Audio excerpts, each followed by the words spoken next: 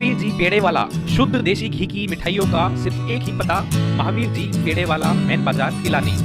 Order के लिए संपर्क करें 9024611111 पर। नमस्कार, द इंक न्यूज़ में आपका स्वागत है। पिलानी में बिरला सार्वजनिक अस्पताल के बाहर जो धरना चल रहा था उसको पुलिस बल के द्वारा हटा तो दिया गया है, लेकिन अब धरना हटने के बाद से जो धरनार्थी है वो इस आंदोलन को आगे बढ़ाने के लिए नई रणनीति यहाँ पर बना रहे हैं। आज अखिल भारतीय सफाई मजदूर संघ के यहाँ पे राष्ट्रीय जो अध्यक्ष है वो यहाँ पर पहुँचे हैं, इनसे इनकी बातचीत हुई है, मीटिंग हुई है और आज जो है कलेक्टर को भी ज्ञापन सौंपा गया है। इनकी जो मांगे हैं उन मांगों को लेकर कलेक्टर से बात हुई है, जिसमें कलेक्टर ने कहा था कि हमने आपको समझौते के लिए एसडीएम को भेजा गया था, लेकिन वो समझौता जो है वो समझौता लिखित नहीं हुआ था, वर्बली हुआ था, जिसके बाद में अस्पताल प्रशासन मुकर गया था। सबसे पहले तो मैं आपके चैनल का धन्यवाद करना चाहूँगा जो आप यहाँ मेरे आने पर यहाँ उपस्थित हुए और हमारी बात को पब्लिक तक पहुँचाने का प्रयास कर रहे हैं।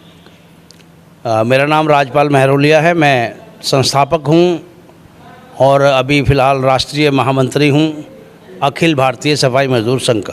कि यहाँ पर एक बिरला सार्वजनिक हॉस्पिटल्स है, उसके कुछ सफाई कर्मचारियों के साथ बहुत ही अन्याय हो रहा है और अखिल भारतीय सफाई मजदूर संघ का ये उद्देश्य रहा है कि भारत के किसी भी कोने में अगर सफाई कर्मचारी का कहीं शोषण किया जाता है तो हम उसको बर्दाश्त नहीं करते, उसके खिलाफ़ हम कार्रवाई करना शुरू कर देते हैं। तो गोविंद सारवान जी हमारे जिला अध्यक्ष हैं। जहाँ तक मेरे नॉलेज में आया कि बिरला हॉस्पिटल जो एक सार्वजनिक हॉस्पिटल्स है, किसी ट्रस्ट के द्वारा चलाया जाता है, लेकिन 18 साल तक जो सफाई कर्मचारी यहाँ पर काम कर रहे थे, ना तो उनको रेगुलाइज किया जा रहा है, ना उस हॉस्पिटल में राजस्थान सरकार के जो न्यूनतम वेतन निर्धारित किया है सरकार ने, ना उसका पालना की जा रही है।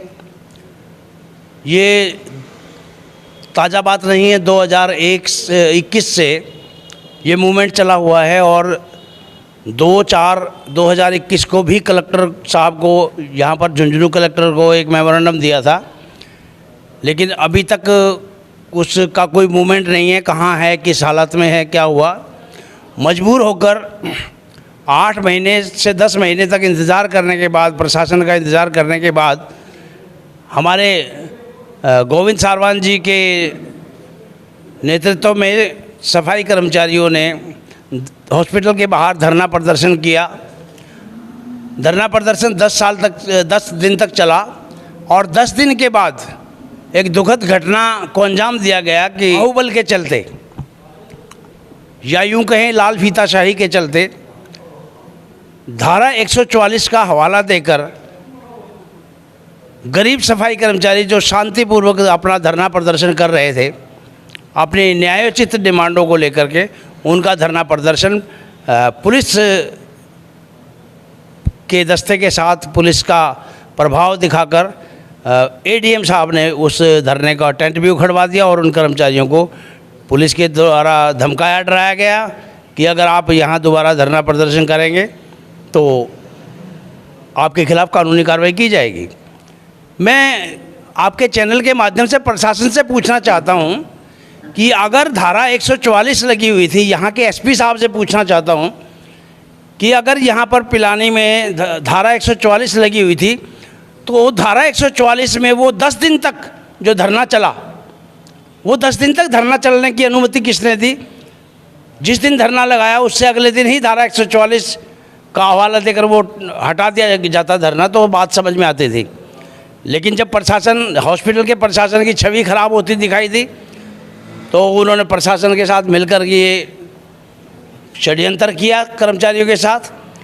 और बड़े दुख के साथ मैं पिलानी और झुंझुनू की जनता को ये संदेश देना चाहता हूँ कि जिस दिन से धरना उठाया है उस हॉस्पिटल में 15-15 साल से काम कर रहे महिला सफाई कर्मचारी भी जिनमें हैं, उनको नौकरी से भी हटा दिया गया है। आज हमने इन सारी डिमांडों को लेकर झुंझुनू के कलेक्टर साहब को एक मेमोरेंडम दिया है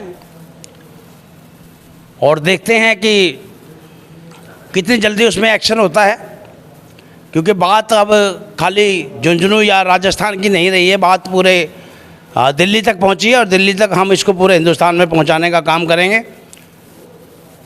अगर 15 दिन के भीतर इन ड्यूटी से निकाले गए कर्मचारियों को ड्यूटी पर नहीं लिया गया, क्योंकि उन्हें आत्महत्या करने के लिए मजबूर किया जा रहा है, हम डॉक्टर मधुसूदन जी, चाहे वो कितने भी धनाढ़ हों या कितने भी भामाशाह हो, उनके खिलाफ जबरन मजदूरी कराने और भूखों मरने के लिए विवश करने का मुकदमा दर्ज कराएंगे।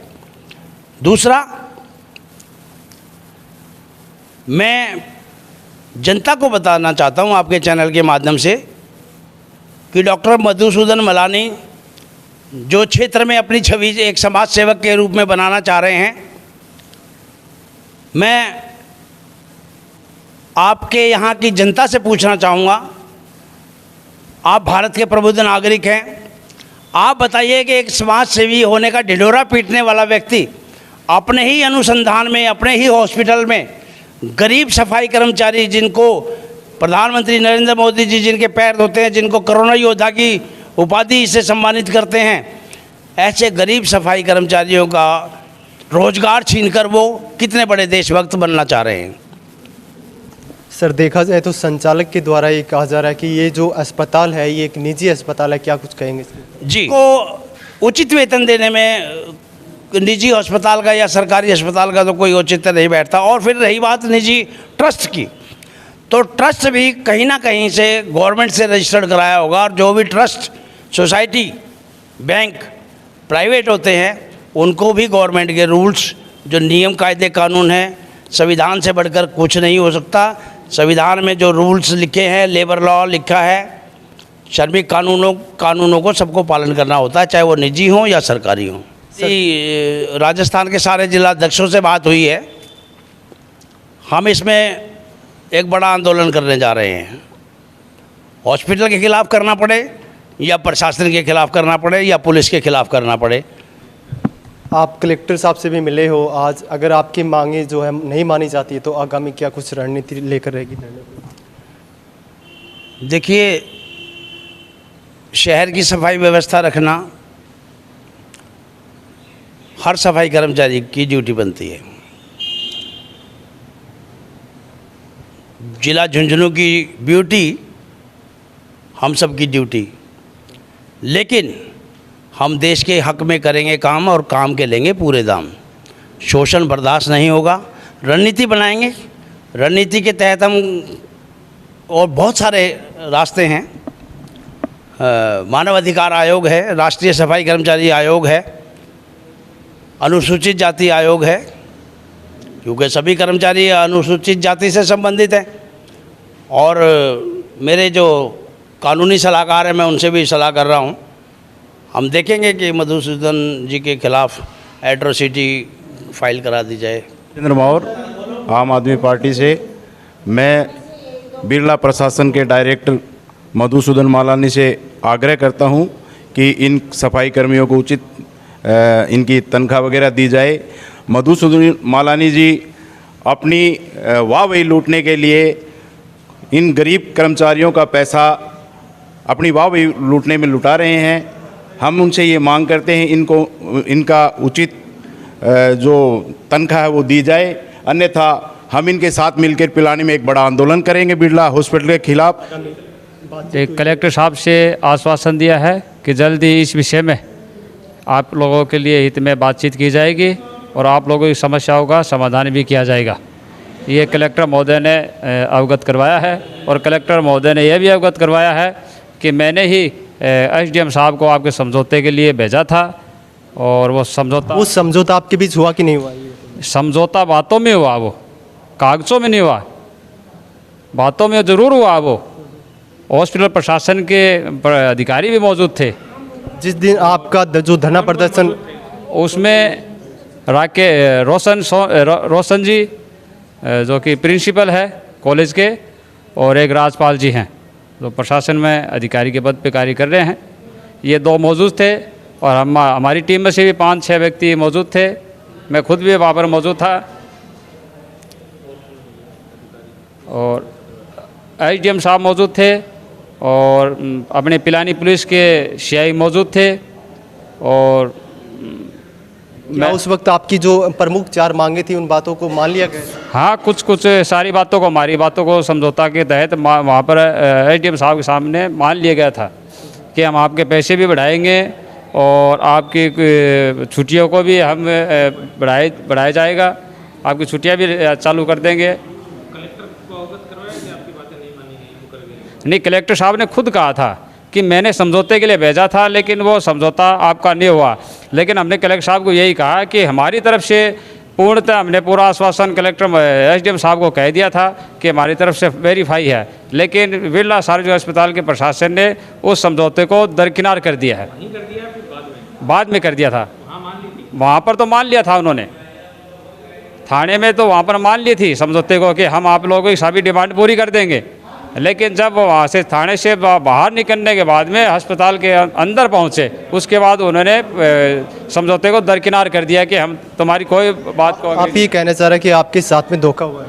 धोखा हुआ है। उस जब हमारा टेंट को 144 की धारा का हवाला देकर उखाड़ा गया, उस टाइम शाही साहब ने खुद कहा कि मैंने शाही साहब से प्रश्न किया कि शाही साहब आप ये टेंट उठवा रहे हो तो हमारा जो समझौता हुआ था एसडीएम के समक्ष उसका क्या हुआ? उन्होंने कहा कि कोई किसी प्रकार का कोई समझौता नहीं हुआ है, आपके हॉस्पिटल प्रशासन उस समझौते को दरकिनार करता है, वो नहीं मानते हैं। आगे की क्या प्लानिंग रहेगी इसको लेकर के आप?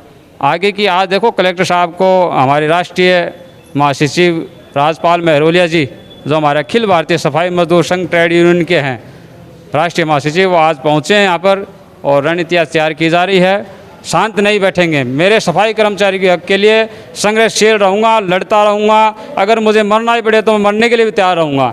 ये मैं हॉस्पिटल प्रशासन को एकदम ठोक के और आश्वासन पूर्णतः देता हूँ उनको कि शांत नहीं बैठूँगा मैं, चाहे मेरे को मरना ही पड़े तो मैं इनके लिए मरूँगा, इनके हक के लिए लड़ता रहूँगा और इनको नौकरी भी चढ़वाऊँगा और जो भी इनकी मांगे है वो मांगे भी पूरी करवाऊँगा।